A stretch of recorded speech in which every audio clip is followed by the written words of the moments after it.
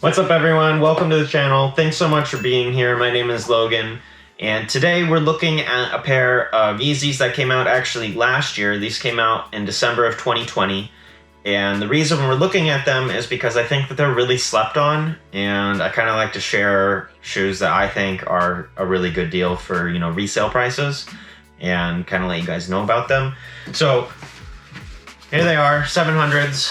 I got size 9.5. So if you don't know, pretty much all Yeezys, you should basically size up a half a size, in my opinion. If you can try them on, it's obviously the best to do that, but that's not always an option because Yeezys sell out everywhere and we're still in a pandemic.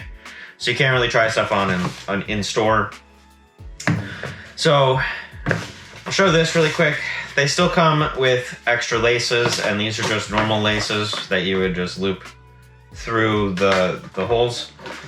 And I'm actually really surprised that they're still sending those out with these, but it's because these come with this infinity lacing system, and honestly, I don't know who's cutting the laces off of their brand new Yeezys and replacing them with those, but I guess if something happened to these, you would at least have a replacement. So anyways, these came out on December 21st, 2020, and I think the reason that they didn't do very well in the resale market and they kind of got forgotten about by collectors also is because they came out a couple of days before Christmas. So too close to Christmas to be able to buy them as gifts. Not a lot of people can, you know, just drop money on themselves like that right before Christmas. There's also a 350 release a couple of days before these. So I think these just kind of got lost in the mix, and it's kind of a shame because the Alvas, which is the all-black version of the V3, came out a little bit before these, and they had really terrible quality control issues. There was glue stains all over them, like they just weren't very good. These don't have that problem, and the Alvas are going for around $350, and these are only going for around $250. And I realize $250 is still a decent amount of money for shoes. Like, you can go get shoes for 30 bucks if you really want to, but for a nice pair of Yeezys for a little bit over retail. So I got these from Kith, and I think I spent $225-ish shipped with taxes for these, and resale is around $250. So really, it's only like a $30 difference if you missed out on these. 30 bucks if you're already spending $220, $250 really isn't that much more. In my opinion, I get it's still a lot of money, but for a resale of a nice shoe, it isn't that much of a markup. And honestly, these are completely worth it to me. So the Alvas, like I said, are an all black variant of these. And I actually really like these a lot more because it gives some detail to them. You know, like I already have a bunch of all black shoes. I have the black 350s. I have the black 500s. I have the Vantas, which I'm actually wearing, and I'll get to that in a second, actually.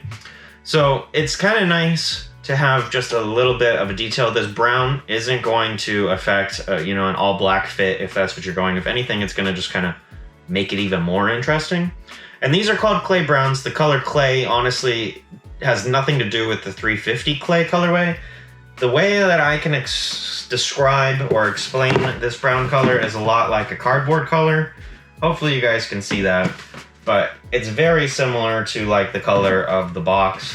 So it's not a brown and it's not a clay. It's kind of like a tan color, and it's just nice and subtle. It's an earthy tone, and it's just a really solid colorway. So I've actually worn these a lot. Not a lot. I've worn them a handful of times, so you can see that, you know, there's some stuff on them and they're not completely clean, although I did clean them before I put them back away. So being a 700 V3, these do not have boost in them. They do have an EVA midsole, and they have the Ortholite insole, and honestly they're very comfortable. Obviously any shoe is going to be more comfortable with boost, in my opinion. I love boost, that's why I love Yeezy so much. But for $100 less, so a V2 or V1 700 go for $300, and these retailed for $200. And for the price difference, you know, you're giving up a little bit of comfort, but it's also a completely different style, which is where I'm going to get to with the Vantas now, because these are very sporty, in my opinion, versus the... Take these off. Don't judge me, these are kind of dirty and beat right now.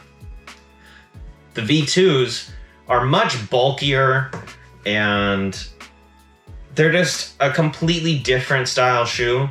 And to me, these are just a lot more sporty, and I kind of like it. You know, I wear these all the time. This is probably my most worn shoe right now. I really love the style of it, and they're super comfortable, and all black, you can't go wrong with it. But they're very bulky, and I don't know what the right terminology to use is. Those are kind of, the Vantas are kind of more formal. It's weird to say formal for Yeezys, but they're kind of a more dressy type of look, and these are more of a runner, sporty, tech look. And they're completely different. So I really like these for that, because they're similar in style, but not the same, and they just have a lot going for them. And I don't see V3s being worn very often. I see the Wave Runners, the V1, and I see a lot of V2s, and I really never see V3s, so I think that's a really slept on model. And like I said, for only 30 bucks over retail, you could probably get them for less, honestly, if you're not using one of the popular apps that people resell on because they charge so much in fees. You can probably get these really close to retail, and for retail, I think these are an absolutely fantastic Yeezy to add to your collection.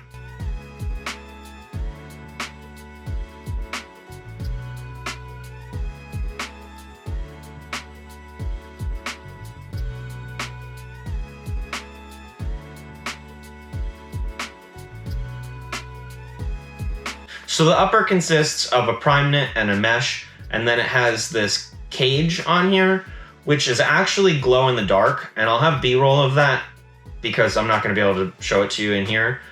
And I don't think a lot of people know that, and it's just one of those details that just makes a shoe a lot of fun.